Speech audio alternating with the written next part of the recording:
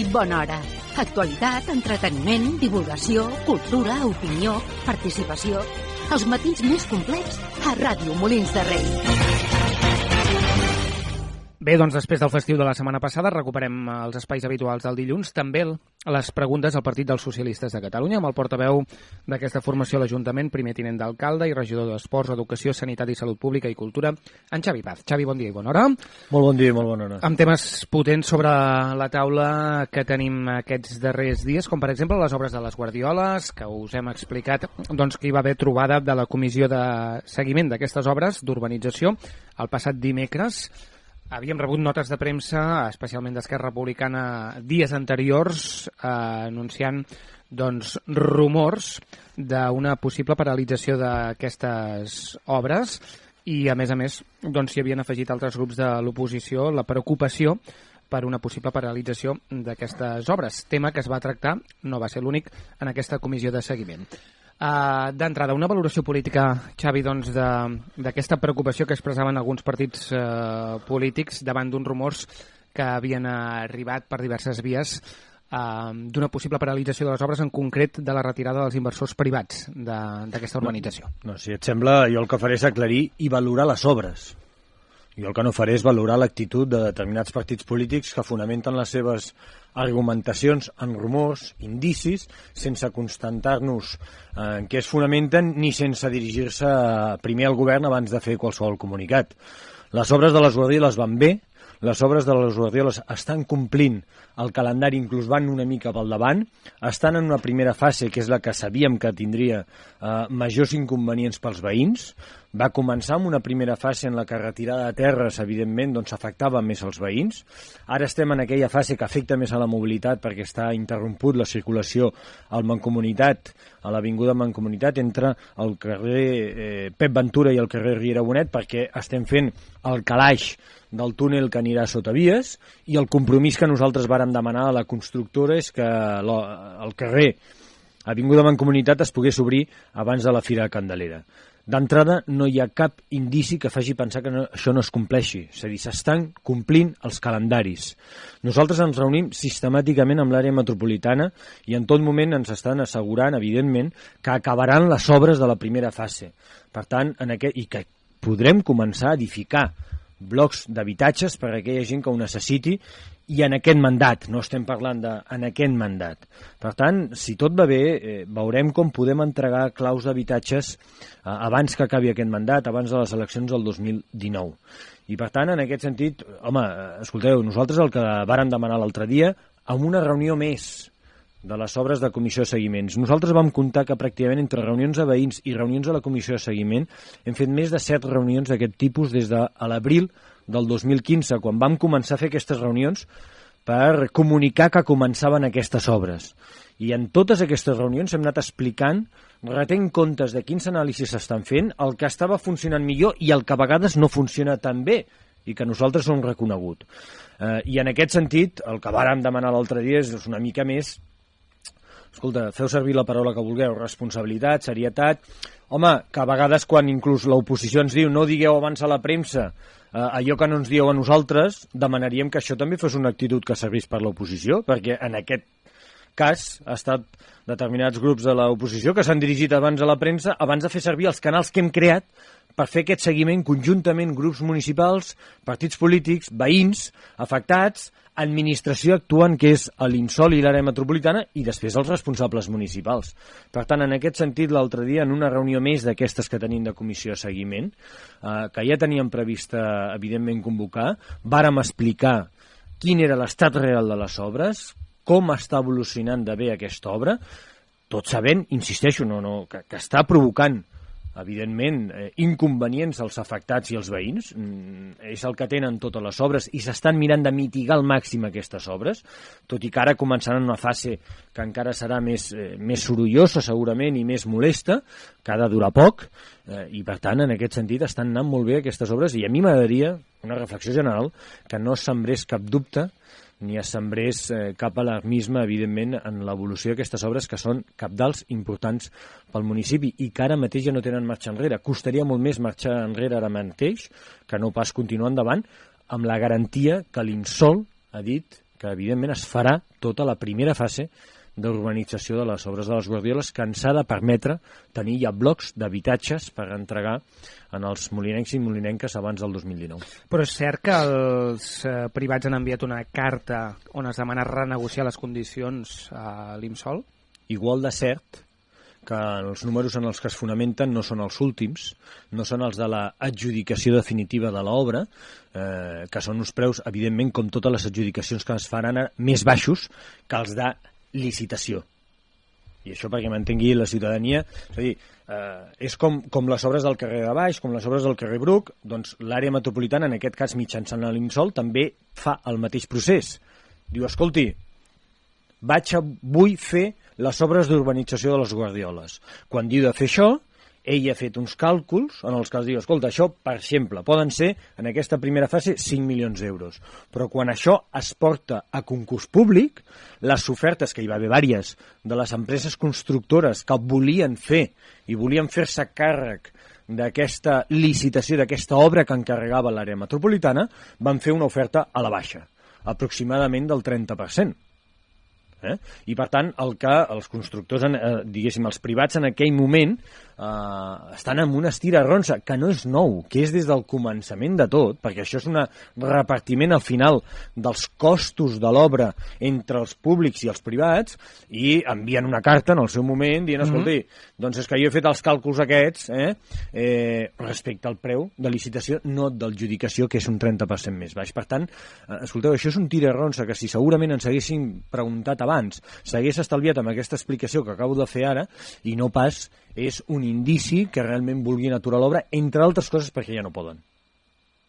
Entre altres coses perquè ja han signat un conveni, i ja han signat, i nosaltres ja estem girant unes quotes a les quals aquest procés ja és imparable. Aquest procés ja no té aturador fins que no s'acabi aquesta primera fase de l'obra de les Guardioles. Perquè, per exemple, avui a la raó del regidor Anna Aroca deia que això és la crònica d'una mort anunciada, que es vesteix de normalitat, però que en el fons pot acabar convertint-se les Guardioles en un barri fantasma.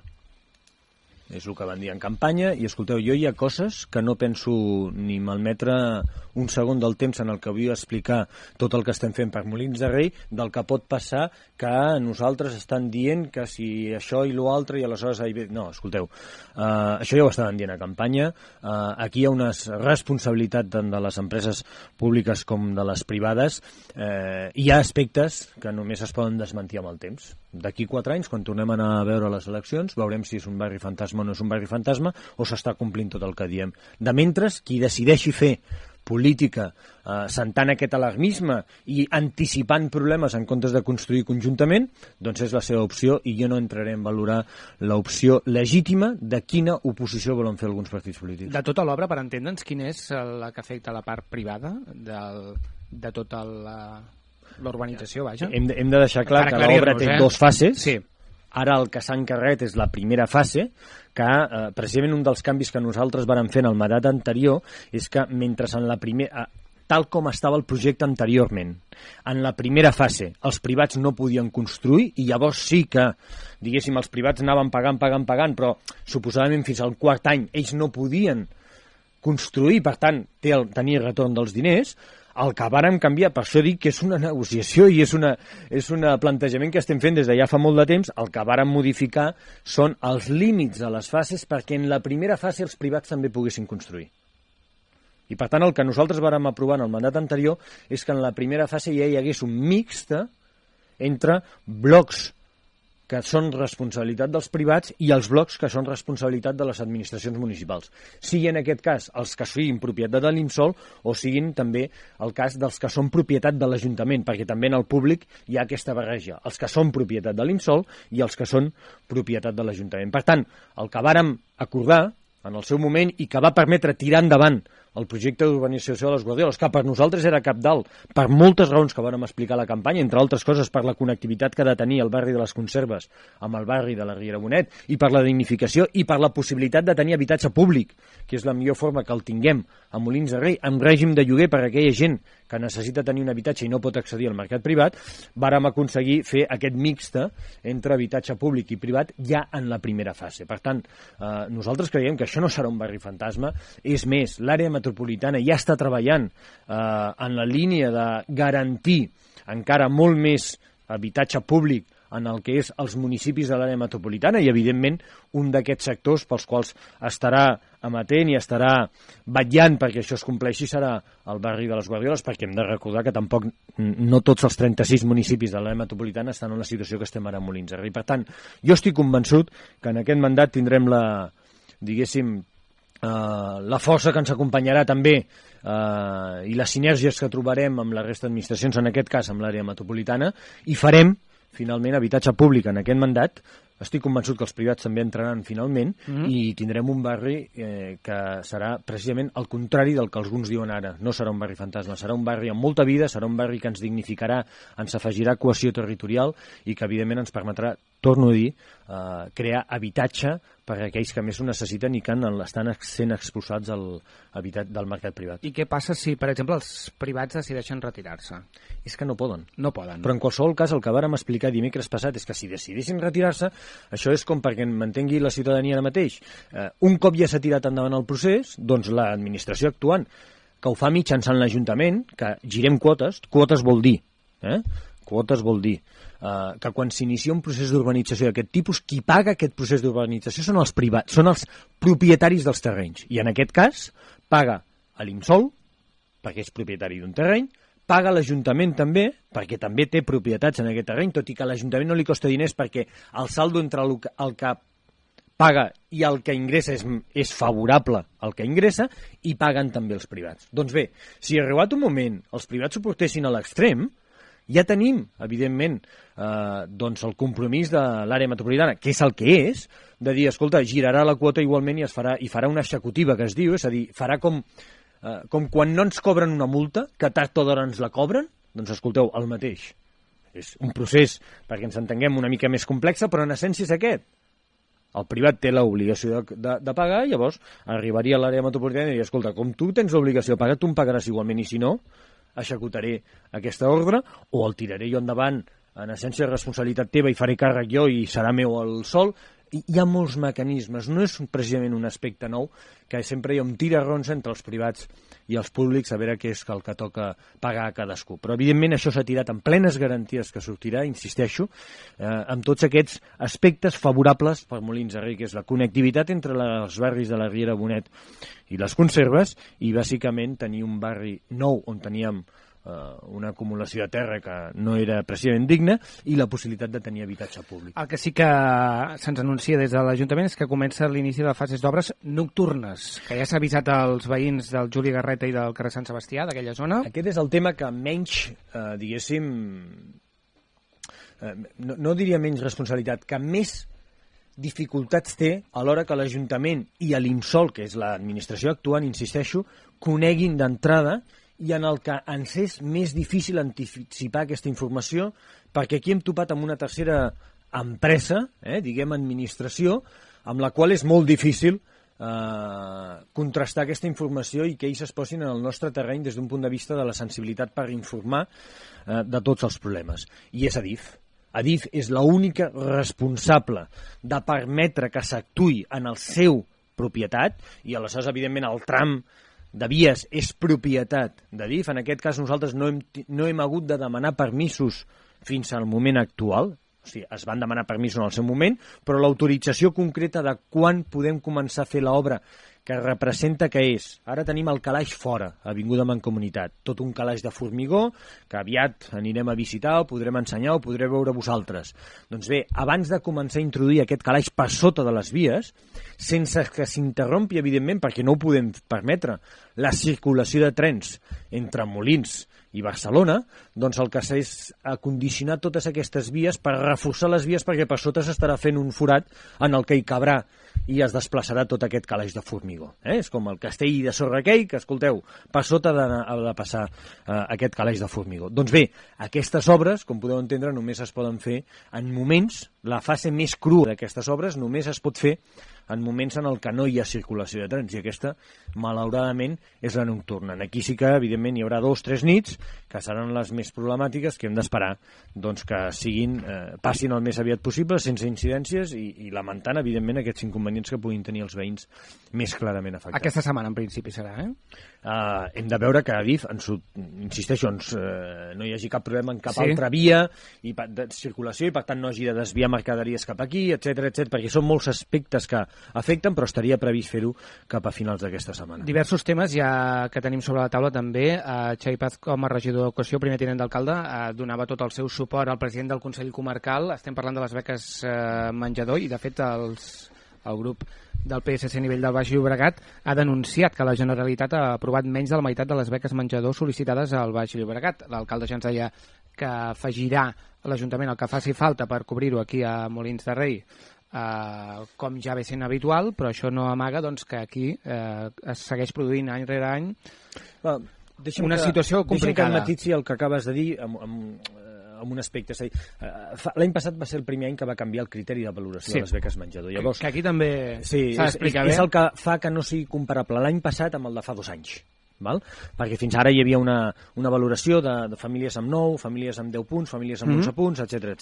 L'any passat és el primer any que això canvia, s'homogeneïtza amb tots els consells comarcals, i llavors el que es diu bàsicament i en essència és que hi ha beques que tenen el 100% garantit i que hi ha beques que són el 50%. D'acord? Per tant, són beques garantides al 100%, i hem de dir que l'any passat va ser un any que es va comportar millor que l'anterior. Per ser justos, l'any passat vam rebre més beques, entre altres coses perquè es va assumir des de la Generalitat, i per tant per diners al Consell Comarcal, que les beques del 100% estaven plenament garantides. Totes aquelles beques que digués, escolta, aquesta família està en una situació que jo la puntuo amb un 100%, estava tot garantit. Volia dir que si el mes de febrer entrava una altra beca, entressin el número que entressin, la Generalitat posava aquells diners. I en el tram variable que dèiem, que són aquestes beques del 50%, l'any passat vàrem rebre 500.000 euros al Consell Comarcal.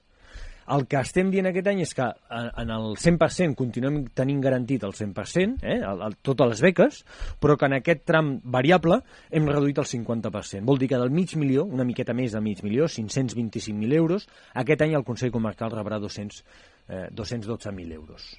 La meitat. 500.000 menys, un $250.000 menys que l'any anterior. I això és el que nosaltres estem denunciant. Ara bé, nosaltres, com a grup municipal, i responsable que té acció i responsabilitats de govern actualment a Molins de Rei, el que fem és 2 coses. Una, des del govern, que és la nostra eina, escolta, garantim que aquells que ho tenien l'any passat, amb la mateixa situació aquest any continuïn tenint. I si hem de posar més diners, com estem fent des de fa 4 anys, ho posarem. Ara bé, després com a grup municipal socialista, al Consell Comarcal o a l'Ajuntament de Molins de Rei denunciarem que és una retallada més que nosaltres no estem disposats a colar-nos sense com a mínim denunciar-la i que se sàpiga.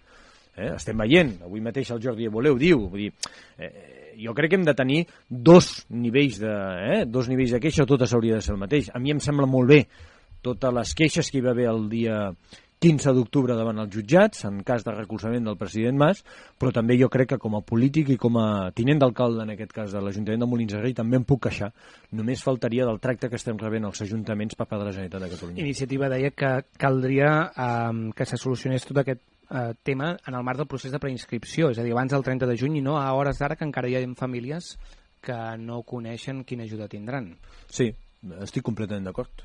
I això és una cosa que topem sempre. Es topava a Iniciativa quan tenia la responsabilitat, diguéssim, d'educació, que també havia de tenir, diguéssim, la mateixa agilitat en el moment que ho sabíem com ara nosaltres, però això no depèn del Consell Comarcal ni tan sols, això depèn de la Generalitat de Catalunya, que el Consell sigui segurament més àgil, també tots aquests criteris d'homogeneïtzació i tot aquest procés per homologar tots els Consells Comarcals ho ha dificultat, evidentment, hi ha moltes famílies.